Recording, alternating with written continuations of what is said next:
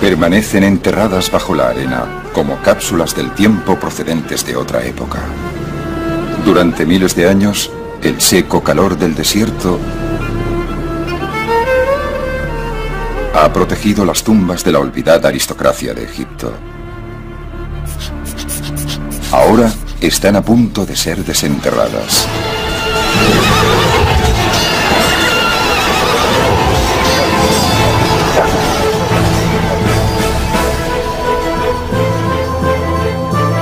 Tres hombres están revolviendo las arenas para descubrir nuevos capítulos de la historia egipcia. Tres hombres descubriendo las historias de los nobles que sirvieron a sus reyes desde la época de la grandeza de Egipto hasta sus últimos días.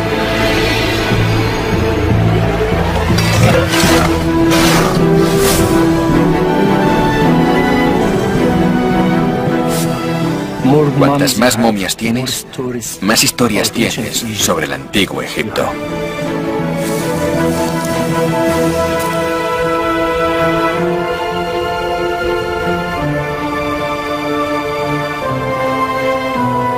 Uno tiene la sensación de que existía un gran afecto, quizá algo más entre el rey y la nodriza.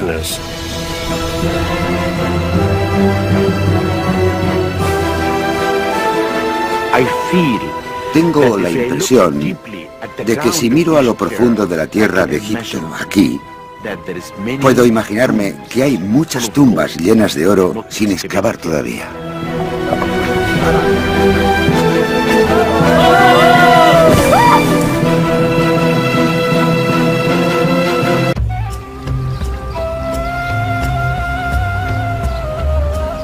Fue la primera gran civilización del mundo y nació en las orillas del Nilo.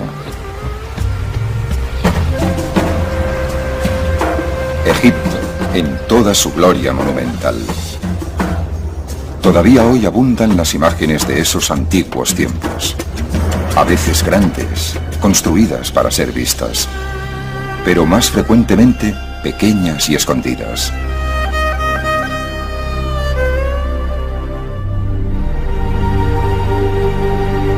Todo eso podría haber desaparecido sin dejar rastro si los egipcios no hubiesen estado tan obsesionados con la muerte y la preservación de lo que una vez estuvo vivo. Para los egipcios, el más allá era tan real como esta vida. Un espíritu en su viaje necesitaba alimento, refugio, compañía. Así que los egipcios llenaron sus tumbas con ofrendas y elementos decorativos que reflejaban el viaje del alma en la tierra. Esas tumbas aún tienen una historia que contar, si pueden ser encontradas. Al sur del delta, cerca de las orillas del Nilo, hay un lugar llamado Saqqara. Aquí, hace unos 5000 años, los egipcios construyeron su primera pirámide con la forma de una escalera hacia el cielo para albergar el cuerpo de un faraón.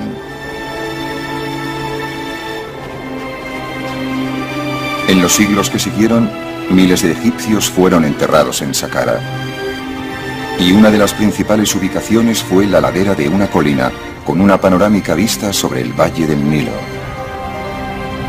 Durante el Imperio Nuevo, cuando el Imperio egipcio estaba en su máximo apogeo, aquellos que tenían buenas relaciones con el faraón deseaban ser sepultados aquí, y lo fueron.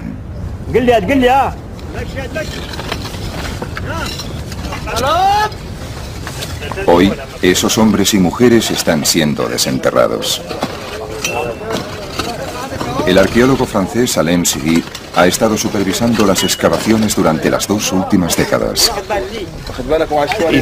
Si alguien me hubiese dicho hace años y años que yo pasaría tantos meses y años aquí, no le hubiese creído. Algunas veces me pregunto lo que estoy haciendo aquí, jugando con la arena y haciendo cosas así, cuando en realidad no soy un niño. Pero de repente me di cuenta de que estaba haciendo exactamente lo que soñaba.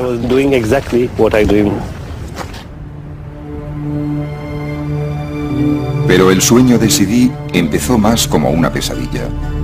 Los primeros sitios que excavó estaban llenos de momias de gatos, miles de ellas, restos de los cultos a animales que florecieron durante las últimas dinastías egipcias, cuando los gatos eran venerados y sacrificados por millones.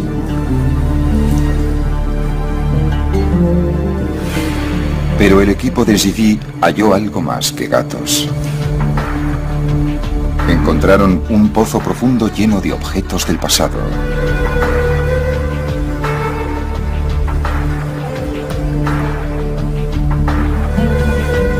Siguieron cavando más y más y más hondo. Entonces, a unos 20 metros de profundidad, encontraron algo.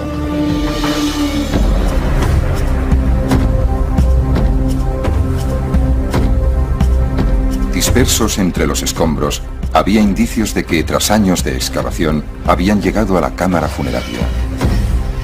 Entre los objetos había un vaso canopo, utilizado para albergar entrañas y órganos vitales, y su tapadera.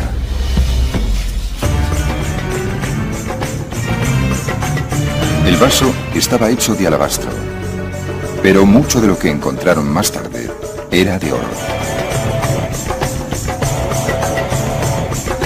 Todos estos tesoros y muchos más estaban enterrados con la momia de un oficial de alto rango que sirvió durante el reinado del faraón Ajenatón. Sidi había hallado su primer noble del Imperio Nuevo. Era el momento de ir a buscar más. El equipo de Zivi fue a trabajar detrás de la ladera frontal de la colina.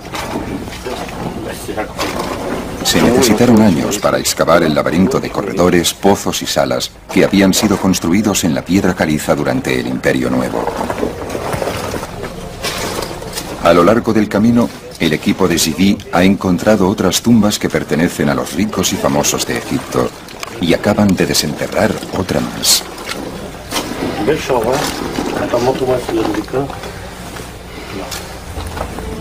Cada sala tiene algo que contarnos, pero no siempre por escrito. Esta vez, sí. Había arena.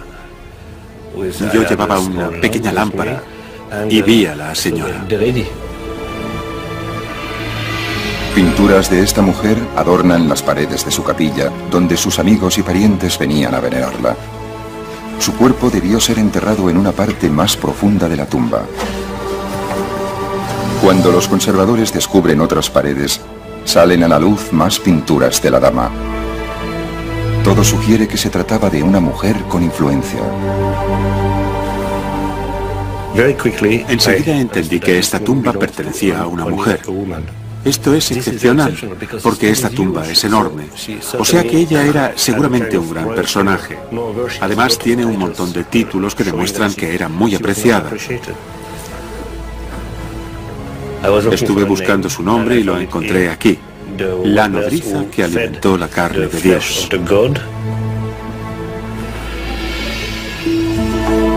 Zivi tradujo su nombre como Maya y pronto supo la razón de su encumbrado rango.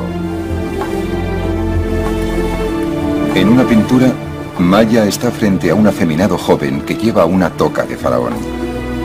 Este es el dios al que Maya había amamantado. Su nombre era Tutankamón, el faraón Tutankamón.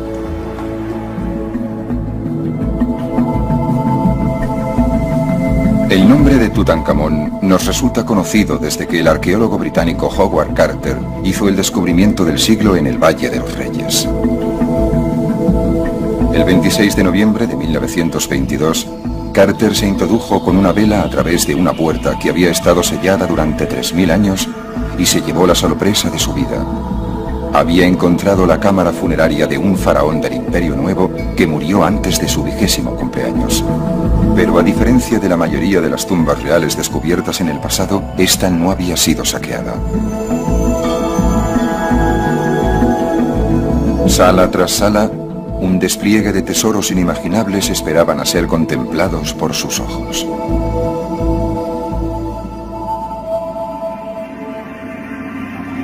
Tutankamón fue sepultado en 3 sarcófagos de oro, en cuyo interior había una máscara de oro puro. Cerca se hallaba una estatua de oro del joven rey. Un trono dorado mostraba al faraón Tutankamón junto a su novia, una niña, posiblemente su medio hermana. El descubrimiento por Carter de la tumba de Tutankamón y todos sus tesoros nos revelaron mucho sobre la muerte del joven rey, pero el misterio ha rodeado siempre su nacimiento.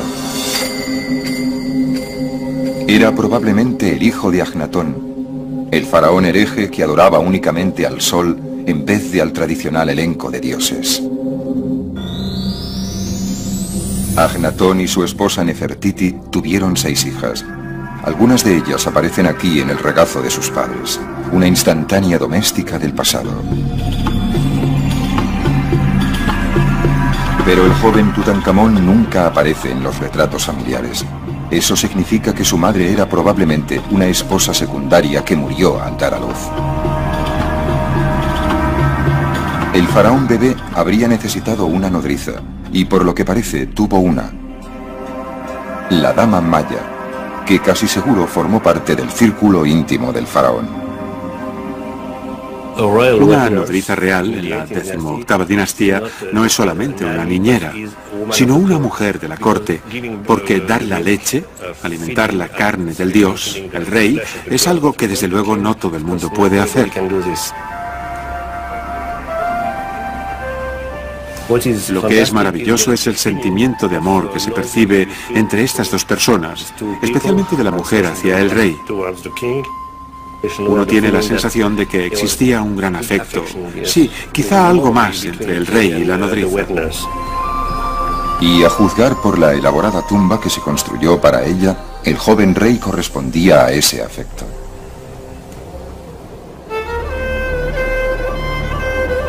Si bien la mayoría de los nobles egipcios eran enterrados más cerca del Nilo que nadie, la gente que servía al faraón en la periferia del imperio también necesitaba tumbas, incluso si estaban destinados en mitad del desierto.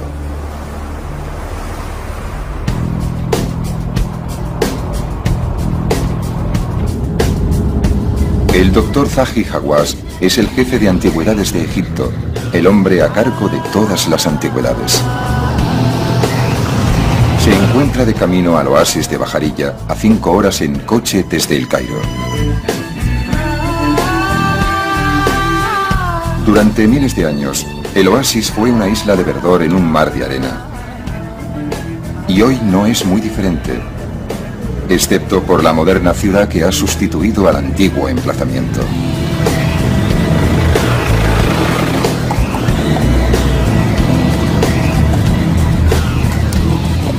Unos 700 años después del rey Tutankamón, cuando el imperio egipcio había iniciado su gradual declive, este era un próspero centro agrícola. Así que había mucho dinero para gastar en lujosas tumbas.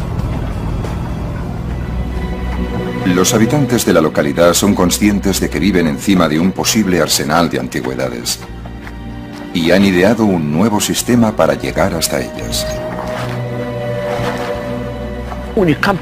Cuando llegas a una población como esta, oyes rumores.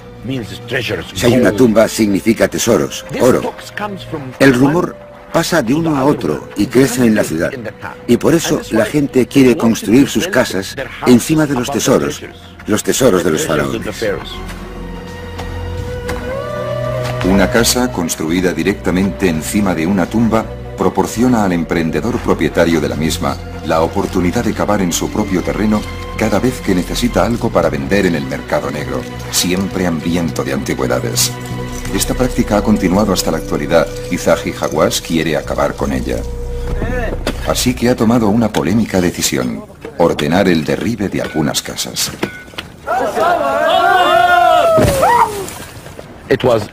Fue una decisión que tomé porque tenemos que proteger este lugar. Tenemos que demoler casas por la seguridad de los monumentos. Esto es lo que la gente debería saber. La seguridad, los monumentos y la protección de los monumentos son lo más importante. Las excavaciones bajo la moderna población sacan a la superficie objetos de un periodo más tardío dentro de la historia egipcia, cuando Grecia estaba emergiendo como gran potencia. Esta tumba data del año 600 a.C. aproximadamente, durante la 26ª dinastía. Egipto ya no era una superpotencia en la región. La influencia de los faraones había disminuido y el poder de los funcionarios locales había aumentado, especialmente en localidades prósperas como Bajarilla.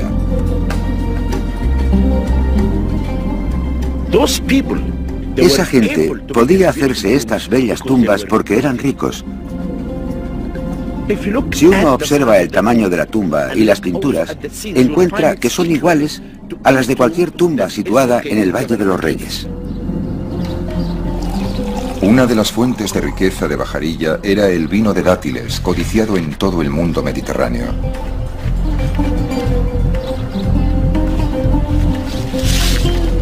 Se podía hacer dinero recogiendo los dátiles y elaborando el vino, e incluso aún más llevando el vino a los mercados del noreste.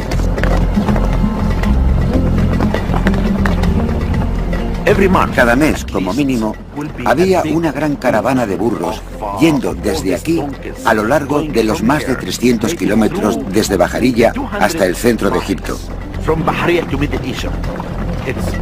Era un viaje difícil, pero uno tenía que pensar que el final del viaje traería riqueza.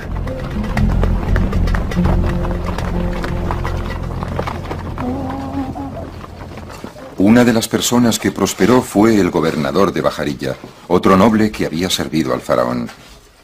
Su tumba fue descubierta en 1999. Las inscripciones de las paredes de la tumba nos proporcionan nuevos conocimientos sobre el papel de un administrador provincial en la época en que el imperio se dirigía lentamente hacia su final. Este en concreto se veía por lo visto a sí mismo casi como un igual al faraón.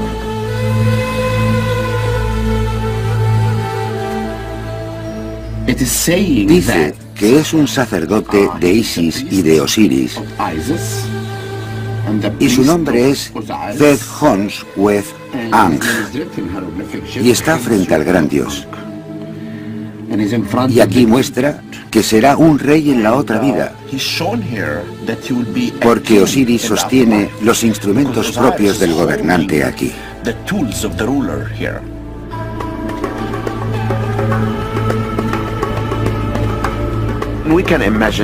Podemos imaginarnos a Thet-Hons-Weth-Ang penetrando en el interior del templo con sus ropas de sacerdote. Viene a visitar al dios solo. Está penetrando en esta oscuridad trayendo incienso y haciendo ofrendas al dios. Y al mismo tiempo, la mesa de las ofrendas está llena de higos y dátiles, porque quiere que el dios esté contento, porque Thet-Hons-Weth-Ang es el nexo de unión entre el pueblo y el dios.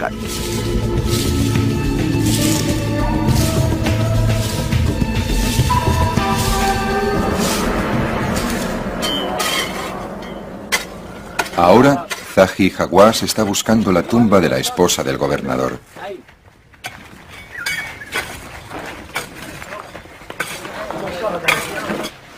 En el interior de la tumba, el doctor Hawass hace un descubrimiento que le preocupa. Parece que tenemos un gran problema aquí que no imaginé antes, y que es la existencia de este agujero, que creo que puede significar que, durante el periodo romano, los ladrones entraron a través de él y robaron la mayor parte de los objetos. O sea que, seguramente, no vamos a encontrar nada en esta sala. Y esto es malo, porque necesitamos encontrar objetos para averiguar para qué se usaba en realidad esta habitación.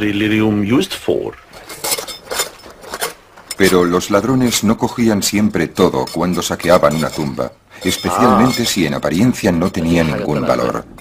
Alabastro. Zahi Hawass cava un poquito él mismo y al final su esfuerzo es recompensado.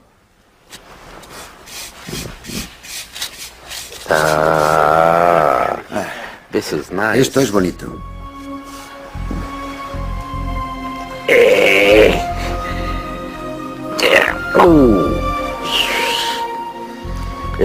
Es un vaso canopo.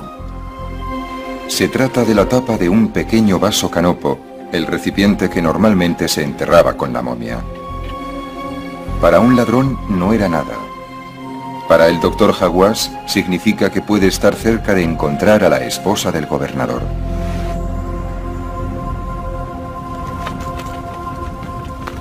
En Saqqara, Alem Zivi todavía está buscando a su dama desaparecida, Pero la cámara funeraria de Maya no se encuentra por ninguna parte. Y Sidi sigue topándose con más y más gatos. La mayoría de los gatos fueron enterrados aquí en las postrimerías de la historia egipcia, aproximadamente en la época en que Cleopatra era reina y Julio César gobernaba en Roma. El gran esplendor de los faraones del Imperio Nuevo era ya solo un lejano recuerdo. Sometidos a un gobierno extranjero, los egipcios encontraban consuelo en cultos que requerían el sacrificio de animales.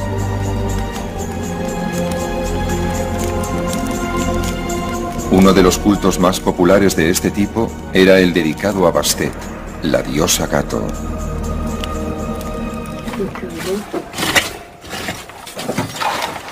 A medida que se desentierran más y más momias de gatos, Sidi decide que ha llegado el momento de estudiarlas más atentamente, de arriba abajo.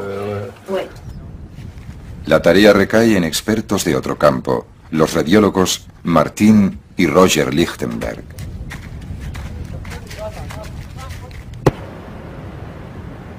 Lo primero que revelan los rayos X es cómo se mató a los gatos. Este tiene un bonito cráneo. Y el cráneo no está destrozado. No murió por un golpe en la cabeza. Murió porque le rompieron el cuello. ¿Lo ve? El culto a Bastet alcanzó su momento álgido en Egipto durante los años que siguieron a la conquista de Alejandro Magno en el siglo IV a.C. La gente trataba de ganarse el favor de la diosa, mientras los sacerdotes de Bastet hacían negocio criando gatos para convertirlos en ofrendas. Así que probablemente se trata de un gato grande. Pero a los gatos más grandes no se atrevían a romperles el cuello, ¿sabe? Tenían que darles un golpe en la cabeza. Este era un gato muy bonito, mire esto, muy bonito. Después de matar a un gato, se le sometía al tradicional ritual egipcio de la momificación. Los sacerdotes embalsamaban su cuerpo y lo envolvían en lino.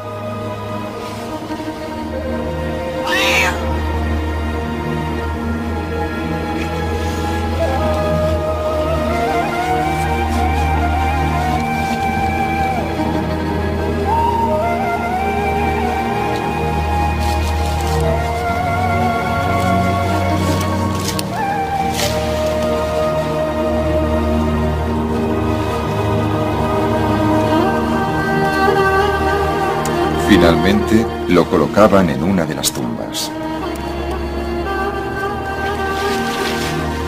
Naturalmente, todo el trabajo que realizaban los sacerdotes era a cambio de dinero, y los clientes recibían aquello por lo que pagaban.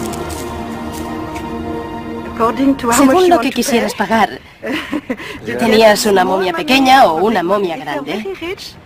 Si eras muy rico y querías complacer mucho a la diosa, comprabas un montón de gatos. Ya sabe, muchos gatos juntos.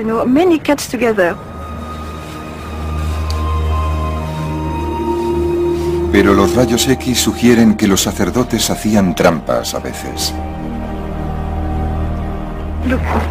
Esto es una momia también, una momia pequeña, pero no es una momia completa.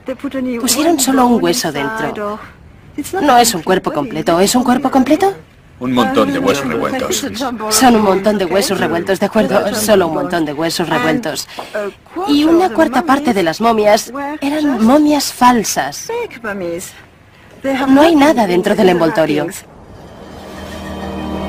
Pero si los sacerdotes eran timadores o si se trataba simplemente de escasez de gatos, no se sabe.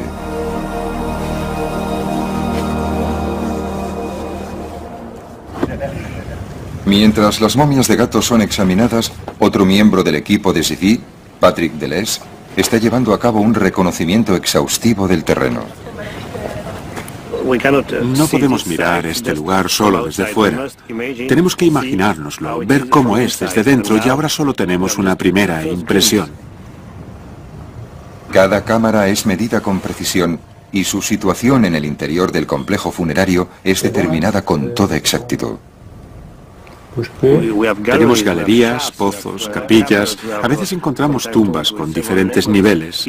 Es un conjunto de tumbas y de monumentos subterráneos muy complejo el que se esconde aquí detrás. Y es muy difícil hacerse una idea desde fuera. A partir de las mediciones, es posible saber cómo debía ser la tumba de la nodriza del faraón Tutankamón cuando se construyó. Sus rasgos más destacados son su tamaño y su complejidad.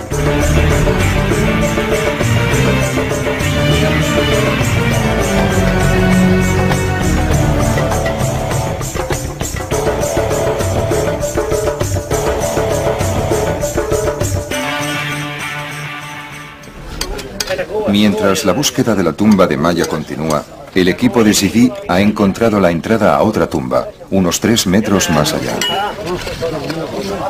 Los trabajadores empiezan a apartar arena y piedras, iniciando una excavación que llevará más de una temporada a completar.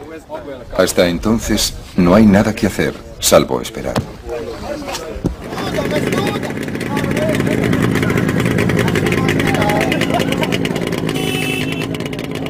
Unos 320 kilómetros hacia el oeste, en Bajarilla, la búsqueda de la esposa del gobernador ha dado resultados. Los trabajadores de Zahi Hawass han encontrado otro sarcófago bajo los escombros. Tal y como esperaba, pertenece a la esposa del gobernador, una mujer llamada Nas. A primera vista, sus temores de que la tumba hubiese sido saqueada en el pasado parecen confirmados. Pero cuando los restos son examinados con detalle, otra historia sale a la luz. Se descubren más de 100 objetos, y la mayoría de ellos son de oro. Estos son algunos de los tesoros que hemos hallado, y son muy bonitos, como este. Se lo ponían en las uñas, así.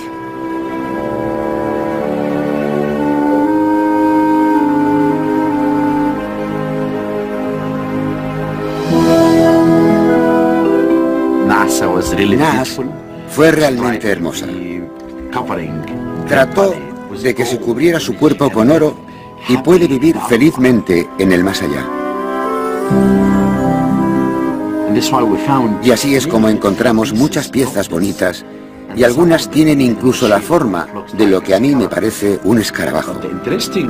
Pero la interesante es esta. ¿Sabe usted? Abrían por un lado y sacaban todo lo del interior del cuerpo de su sitio. Aquí es donde cubrían la zona momificada con esta pieza de oro tan bella. Y esta es pesada. La ponían bajo la lengua. Y esta es mi pieza favorita. Me gusta mucho. Mira esto.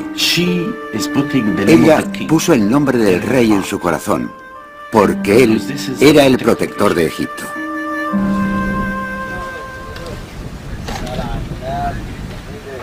En Saqqara, los trabajadores de Sidi han desenterrado algo interesante de la arena. Una estructura rectangular construida hace miles de años, directamente frente a la colina.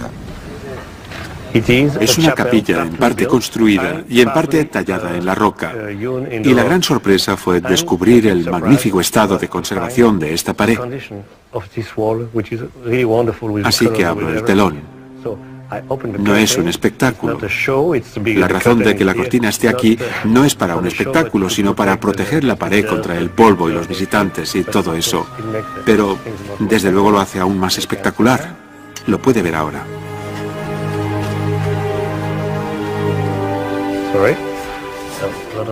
Gran parte de la capilla está aquí. Es absolutamente maravilloso.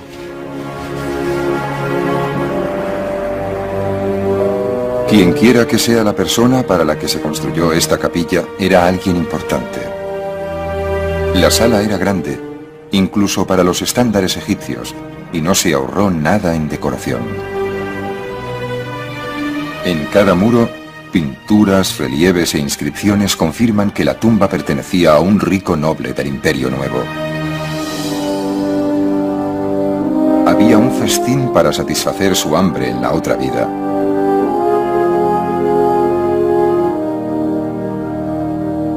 Y servidores para colmar todos sus deseos.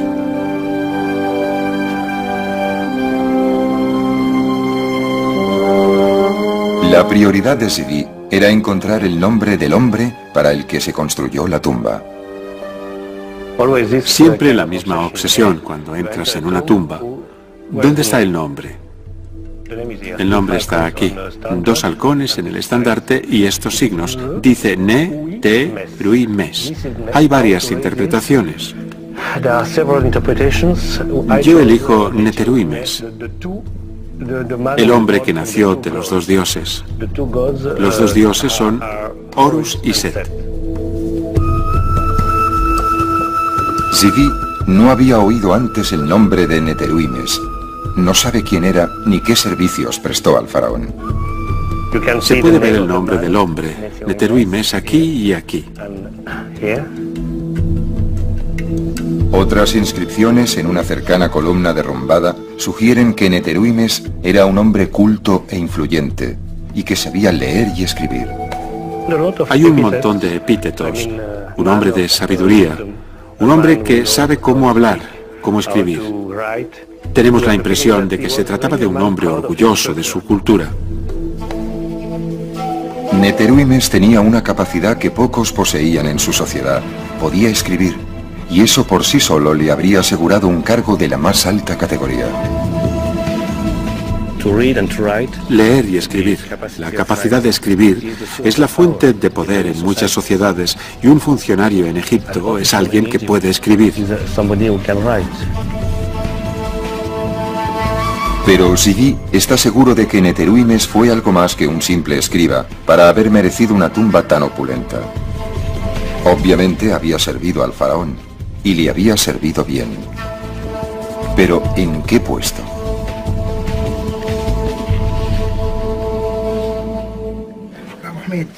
Mientras Zivi reflexiona sobre esta cuestión, los trabajos de excavación continúan en el extremo de la cámara. Creo que es buena. El ingeniero Pierre Vella tiene que distinguir entre la piedra original y las rocas que fueron añadidas más tarde, como relleno. Todos son conscientes de que encima de ellos hay innumerables toneladas de piedra caliza. Creo que el peligro está en que por encima de nosotros están las piedras, que pueden caerse. Y cada piedra, el peso de cada piedra es de unos 9 kilos o algo así. Si estás abajo y te cae una piedra en la cabeza, no creo que te siente muy bien. El trabajo es lento. Cada roca tiene que llevarse a mano fuera.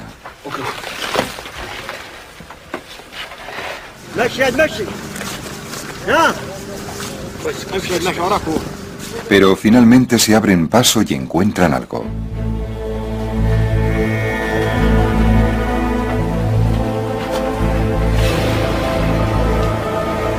Es una escultura del faraón al que Neteruimes había servido. Una pequeña estatua de un rey que tuvo gran importancia en la historia egipcia. Se le conocía como Ramsés el Grande. Ramsés fue un faraón entre los faraones. Gobernó Egipto durante más de 60 años, engendró a casi 100 hijos y supervisó las construcciones más grandiosas de la historia de su imperio en lugares como Luxor y Abu Simbel. Ramsés fue también un incansable maestro en el arte de la autopropaganda, asegurándose de que su imagen, su legado y su nombre serían conocidos por la posteridad.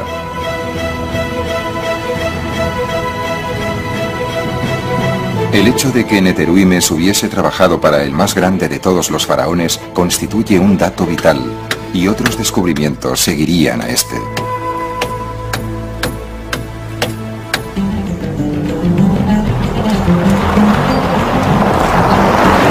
En En las afueras del oasis de Bajarilla se halla un cementerio grecorromano descubierto en 1996 por Zahi Hawass y su equipo.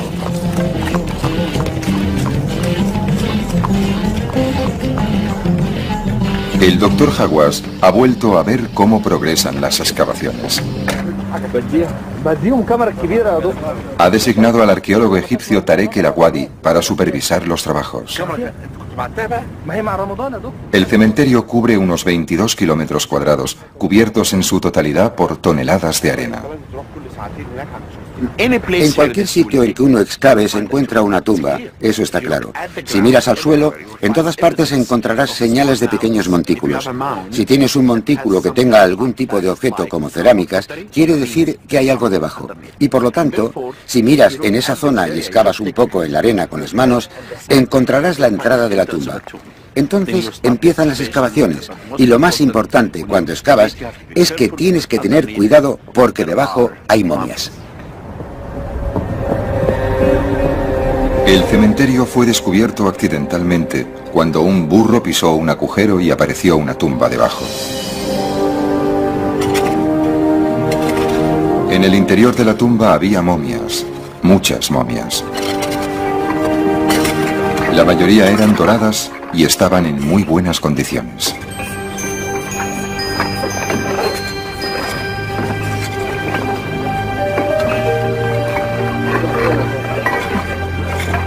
El doctor Hawass autorizó una búsqueda más extensa y las momias doradas siguieron apareciendo.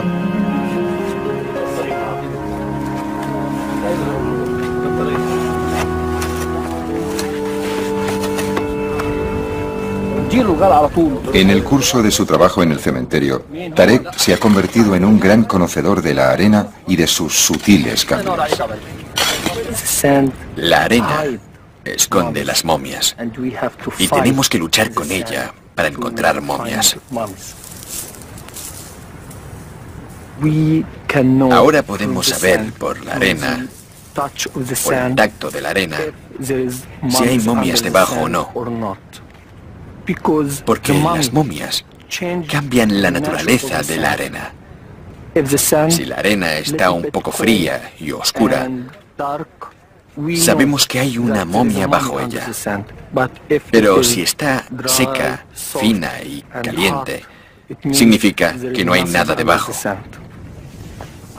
Me gusta esperar a que la arena me diga qué hay bajo ella.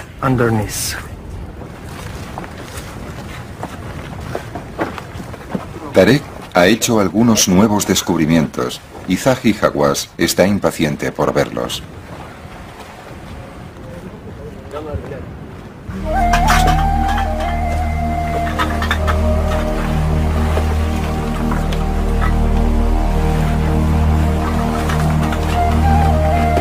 Esta tumba ha sido obviamente violada en el pasado por ladrones que hicieron algo más que robar cosas. Algunas personas entraron y trataron de romper las cabezas de todas las momias. Es muy extraño. Puede ver aquí todas las momias sin cabeza. Mira esta momia de niño, está sin cabeza. Detrás de mí, la cabeza fue cortada.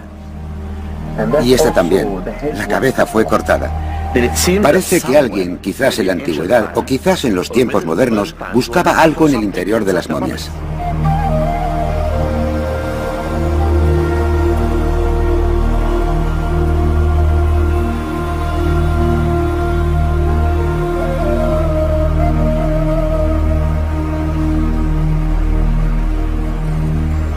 Unas pocas de las momias que aparecen permanecen intactas, pero la mayoría han sido destrozadas sin ninguna consideración por lo que los egipcios consideraban como sagrado. Los egipcios vinieron aquí, excavaron este recinto en la roca, momificaron sus cuerpos, gastaron dinero en ellos, pensaban que aquí yacería su cuerpo y descansaría, un más allá bueno. Y luego viene alguien y lo destroza todo. Huesos rotos, cabezas rotas, momias rotas. Esto es algo que personalmente me disgusta, me molesta mucho. Sin embargo, incluso esta destrucción nos cuenta algo. Tarek cree que es posible que algunas de las momias sin cabeza sean el resultado de alguna antigua enemistad entre familias, en que incluso los cuerpos de los niños eran decapitados en un acto de venganza por alguna olvidada disputa.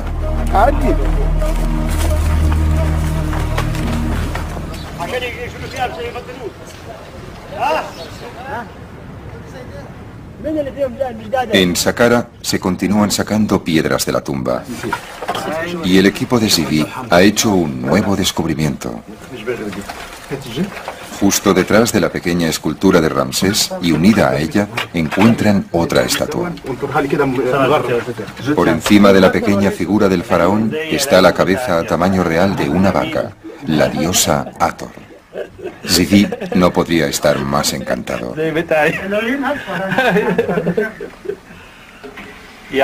Me ha preguntado si los ojos de la vaca son verdes o azules. Yo digo que son igual que tus ojos, hermosos.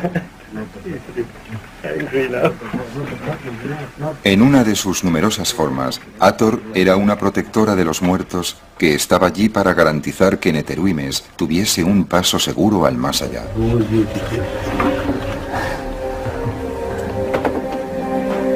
Su presencia en la tumba confirma la creencia de Zivi de que el misterioso Neteruimes había jugado un papel político muy importante durante el reinado del gran faraón. Fue recompensado con un entierro suntuoso, presidido por Hathor y Ramsés. Pero Zivi aún no sabía lo que Neteruimes había hecho para merecerlo. Me gustaría encontrar más inscripciones. Quiero saber quién era Neteruimes exactamente. Sabemos que era alguien que se podía permitir este tipo de cosas, pero no sabemos más. En busca de más pistas sobre la identidad de Neteruimes, Zivi viaja a la antigua capital egipcia de Tebas.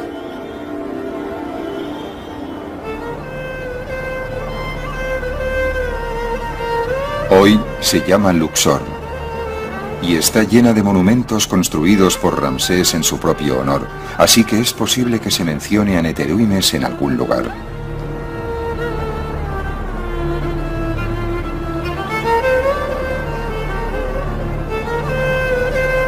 Las paredes aún proclaman los logros de Ramsés, especialmente sus victorias militares. Se trata siempre de batallas, de guerras, de luchas. Es historia, es normal, humano. Toda guerra requiere un enemigo, y cuando Ramsés se convirtió en faraón, el mayor adversario de Egipto era el imperio hitita del norte. El joven Ramsés decidió enfrentarse a los hititas en su propio territorio. Condujo a un ejército de unos 20.000 hombres al norte y se encontró con el enemigo a las afueras de la ciudad de Kadesh. Se trata de una de las primeras batallas de la historia de las que existe un registro detallado.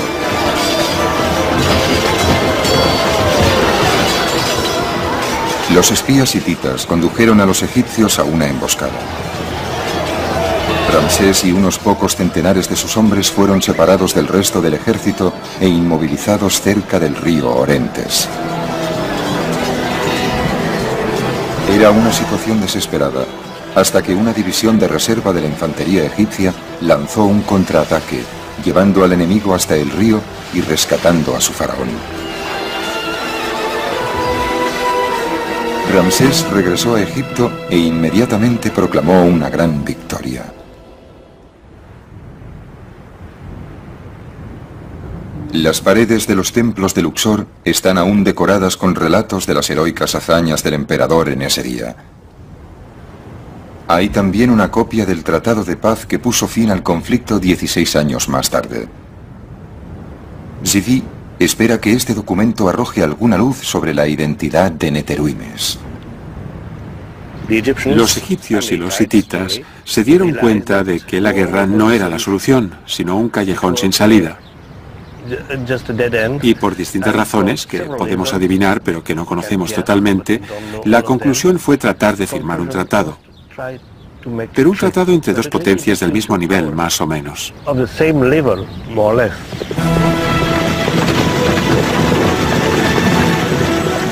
Las negociaciones fueron largas y complicadas, pero terminaron con un acuerdo y con la firma de un tratado de paz que expresaba los términos del mismo. 3 enviados egipcios se reunieron con 3 diplomáticos hititas para llevar una copia del tratado a la capital egipcia.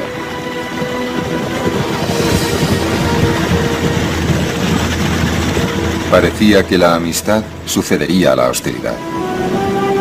Cada parte se comprometía a no atacar primero a la otra. En caso de ataque por una tercera parte, formarían una defensa común. Habría un intercambio de prisioneros y un pacto de extradición. El tratado fue grabado en una tabla de plata en escritura cuneiforme y presentado al faraón. Ramsés, a su vez, lo hizo grabar en las paredes de los templos de Tebas.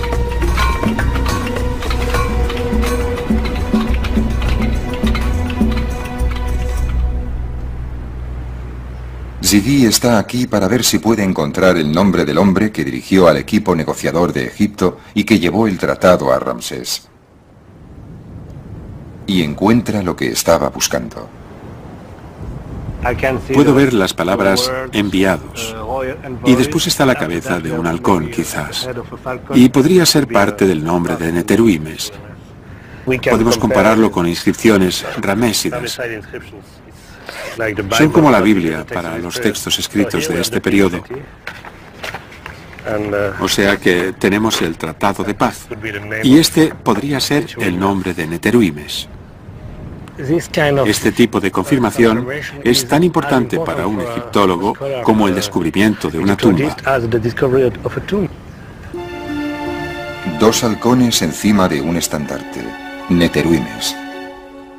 El hombre que consiguió la paz entre 2 grandes imperios y fue generosamente recompensado en la otra vida. Se trata de una figura histórica que sale a la luz. Esto es fantástico para mí. Quizá tan importante como la vaca de Hathor o la estatua. No es solo una obra de arte excepcional, no es solo una hermosa tumba. Es historia. Con la identificación del propietario de la tumba finalmente solucionada, el trabajo de liberar a Hathor de su prisión de piedra continúa.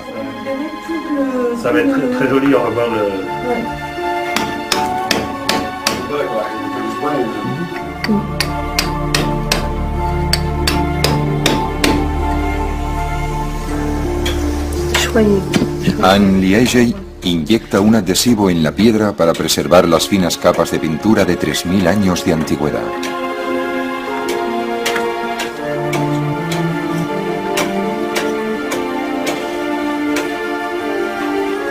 Y entonces, un día está acabado. Hathor ha sido restaurada.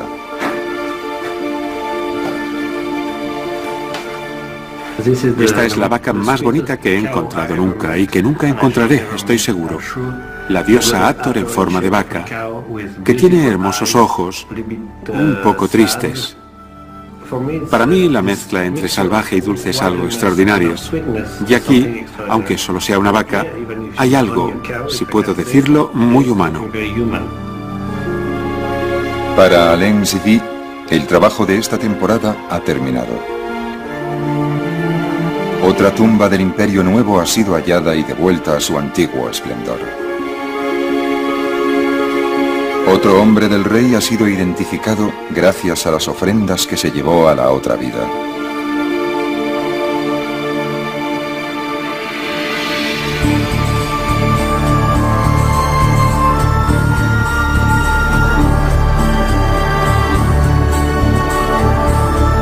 El trazado de otra tumba se añade al plano del complejo funerario. Y el próximo año será el momento de extraer otra capa de arena.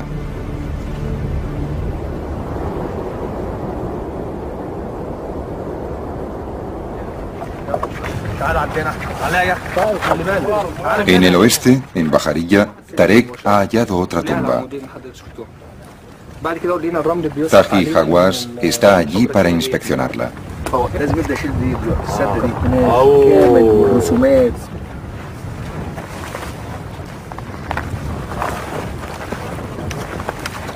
Esta es la momia más bonita que haya visto nunca. La máscara es totalmente realista. Parece la momia de una mujer. Los ojos nos miran como si estuviera viva.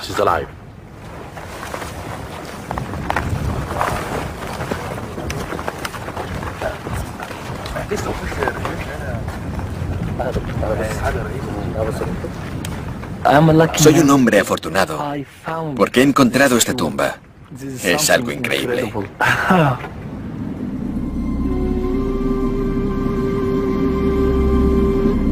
Todas estas momias fueron enterradas hacia el final de la historia de Egipto, unos 1500 años después de los días de gloria de Ramsés.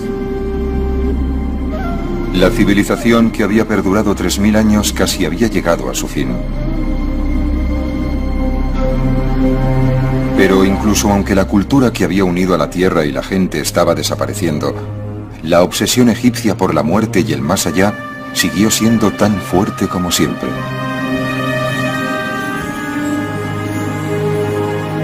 Lo que antes había sido una prerrogativa de los faraones y luego de sus servidores, fue adoptada con el tiempo por las clases altas y medias. Ahora, cualquiera que tuviera dinero podía pagarse la construcción de una tumba y un entierro elegante. Y la mayoría de las tumbas en las que fueron enterrados estos egipcios todavía yacen bajo la arena, cada una con una historia que contar, esperando pacientemente a lo largo de la eternidad a ser descubiertas.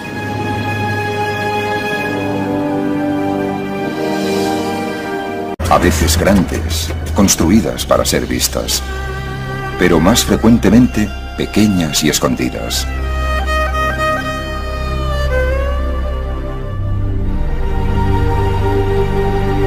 Y todo eso podría haber desaparecido sin dejar rastro si los egipcios no hubiesen estado tan obsesionados con la muerte y la preservación de lo que una vez estuvo vivo.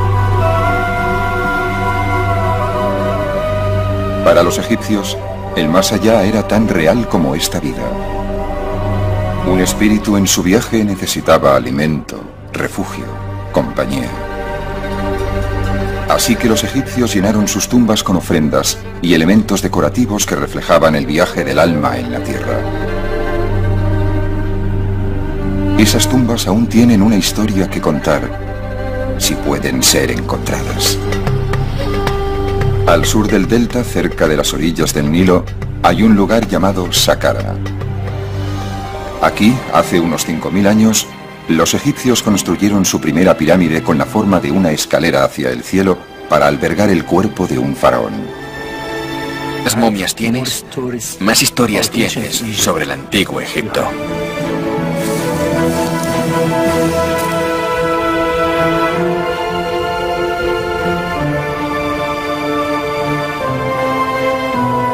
Uno tiene la sensación de que existía un gran afecto, quizá algo más entre el rey y la nodriza.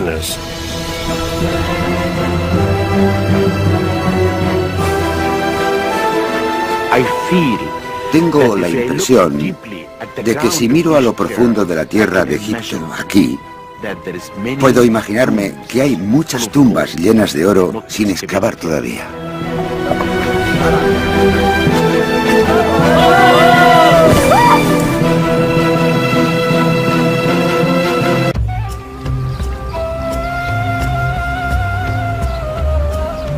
Fue la primera gran civilización del mundo y nació en las orillas del Nilo. Egipto, en toda su gloria monumental. Todavía hoy abundan las imágenes de esos antiguos tiempos. En los siglos que siguieron, miles de egipcios fueron enterrados en Saqqara. Y una de las principales ubicaciones fue la ladera de una colina con una panorámica vista sobre el valle del Nilo. Durante el Imperio Nuevo, cuando el Imperio egipcio estaba en su máximo apogeo, aquellos que tenían buenas relaciones con el faraón deseaban ser sepultados aquí, y lo fueron.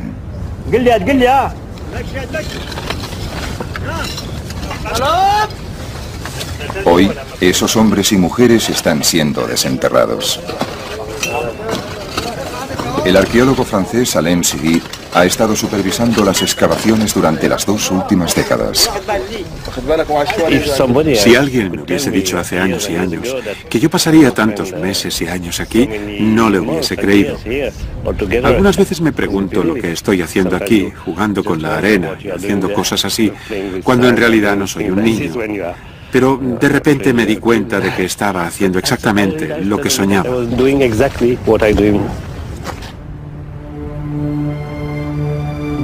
Pero el sueño de Sidi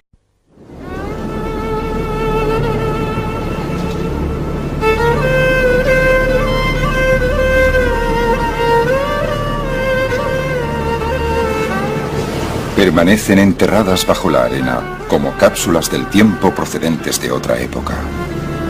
Durante miles de años, el seco calor del desierto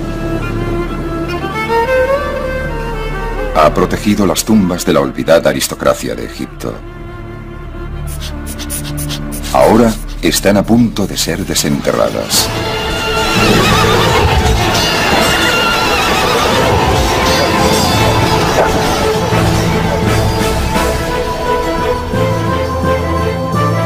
Tres hombres están revolviendo las arenas para descubrir nuevos capítulos de la historia egipcia. Tres hombres descubriendo las historias de los nobles que sirvieron a sus reyes desde la época de la grandeza de Egipto hasta sus últimos días.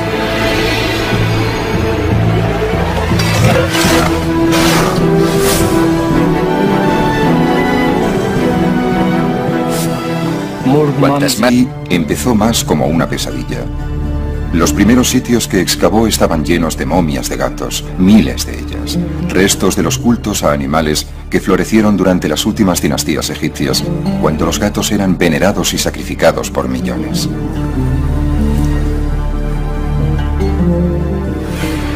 Pero el equipo de Sidi halló algo más que gatos. Encontraron un pozo profundo lleno de objetos del pasado.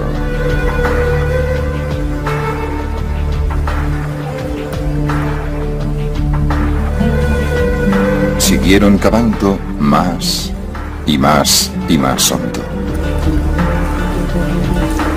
Entonces, a unos 20 metros de profundidad, encontraron algo.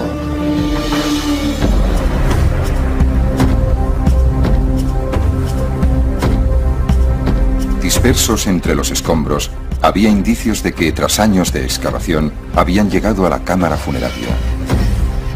Entre los objetos había un vaso canopo, utilizado para albergar entrañas y órganos vitales, y su tapadera.